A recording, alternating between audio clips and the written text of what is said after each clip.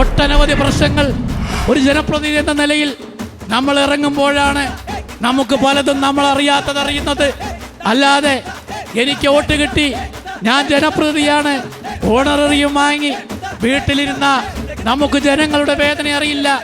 എനിക്ക് ഉറപ്പിച്ച് പറയാൻ കഴിയും, ഒരു മനുഷ്യനായത്, ഒരു മനുഷ്യത്വം എന്താണെന്ന് അറിഞ്ഞത്, പാവപ്പെട്ടവരുടെ വേദന അറിയാൻ തുടങ്ങിയത്, നമ്മുടെ കൂടെയുള്ളവരുടെ പ്രശ്നങ്ങൾ മനസ്സിലാക്കാൻ കഴിഞ്ഞത്, ഉറപ്പിച്ചു പറയുന്നു, ഞാനൊരു ജനപ്രതിനിധി ആയതിനു ശേഷമാണ്.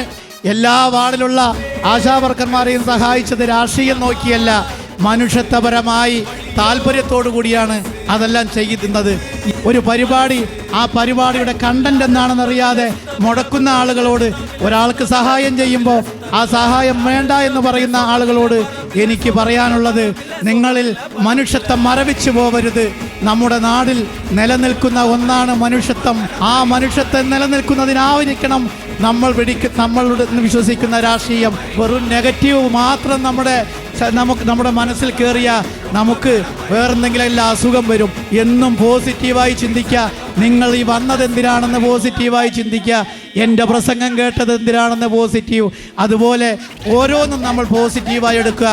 നമ്മളൊരാളെ ഉപദേശിക്കുമ്പോൾ അയാൾ എന്നു പറഞ്ഞില്ലേ, ഞാൻ അയാളെ കാണിച്ചു കൊടുക്കുക എന്ന് പറയാതെ, ആ പറഞ്ഞതിൽ എന്തോ ഒരു കാര്യമുണ്ട്, എൻ്റെ കുറ്റം കൊണ്ടതാണല്ലോ അയാൾ പറഞ്ഞത് എന്ന് പറഞ്ഞ് അത് പോസിറ്റീവായി എടുത്തുകൊണ്ട് അത് നമ്മൾ മനസ്സിലാക്കി എൻ്റെ കുറ്റങ്ങൾ അത് തിരുത്താൻ നമ്മൾ ശ്രമിച്ചാൽ നമ്മളൊരു മനുഷ്യനായി